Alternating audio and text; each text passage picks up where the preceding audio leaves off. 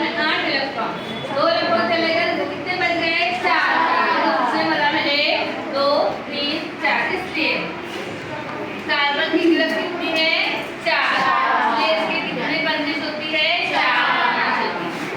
अब कार्बन के बाद हमारा सेकंड टॉपिक है ग्रेफाइट। पढ़े थे ना हमने ग्रेफाइट। तो ग्रेफाइट क्या था, ग्रेफाइट सब बच्चों के बैग में कंपास बॉक्स में होता है। वो क्या रहता है, जो पेंसिल की नोक रहती है जिससे हम लिखते हैं, वो क्या रहती है बच्चों, ये ग्रेफाइट नरम होता है, फूटक होता है। फूटक यानी क्या, नीचे गिरा दो तो टूट जाता है, जैसे हमारे पेंसिल की नोक कागज टूटती है कि नहीं। ये नरम होता है, कागज पर सियाह निशान छोड़ता है और ये चमकदार रहता है। इसलिए जो घर के पेंट होते हैं ना, उसमें ग्रेफाइट डाला जाता है ताकि वो चमके। जूते की पॉलिश लगाने के बाद जूता कैसे चमकता है, उसमें क्या काम आता है ग्रेफाइट। ग्रेफाइट में बहुत सारे इलेक्ट्रॉन होते हैं, जिसमें अगर इलेक्ट्रॉन रहे, बताइए क्या है। हाँ, बल्ब का बहुत अच्छा हम तजुर्बा करेंगे। ग्रेफाइट जो है वो बल्ब का क्या है, अच्छा मौसिल।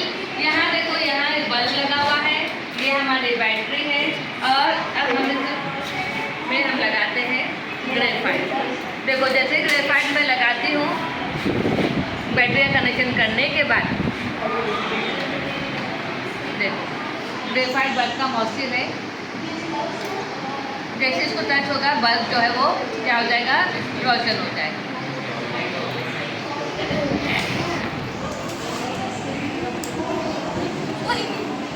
देखो बल्ब रोशन हुआ, यानी ग्रेफाइट क्या है, बल्ब का अच्छा मौसिल। ये ग्रेफाइट है, तजुर्बा आपको बताना था। अब हम क्या पढ़ेंगे, देखो यहाँ एक आपको चार्ट लगा हुआ है, working of biogas plant. Biogas plant यानी क्या, बायो यानी क्या, बायो यानी क्या, जिंदा लोगों से मिला हुआ फुसला, कचरा, गंदा पानी, यानी हम पढ़ेंगे हयाती गैस प्लांट। हम क्या पढ़ेंगे, हयाती गैस प्लांट। इसे हम इंग्लिश में कहते हैं वर्किंग ऑफ बायोगैस प्लांट। हमारे घर में जो गैस इस्तेमाल होती है वो होती है ब्यूटेन और हाइड्रोजन। हम ऐसी गैस के बारे में हम पढ़ेंगे जो हमारे घरों में इस्तेमाल होगी, कुदरती गैस होगी। बायो यानी हयाती, हयात यानी क्या, जिंदा गैस। बायोगैस प्लांट यानी जितने जिंदा लोग हैं जो फुसला खारिज करते हैं, कचरा, गंदा पानी, गटर का पानी, सारी चीज़ों से हम बनाएंगे कुदरती गैस। कुदरती गैस को हम उर्दू में कहते हैं हयाती गैस। और हयाती गैस कैसी बनती है उसका वर्किंग हम आप देखेंगे। हयाती गैस जो है में सबसे ज़्यादा कार्बन डाइऑक्साइड भी होता है, उसमें कार्बन भी होता है।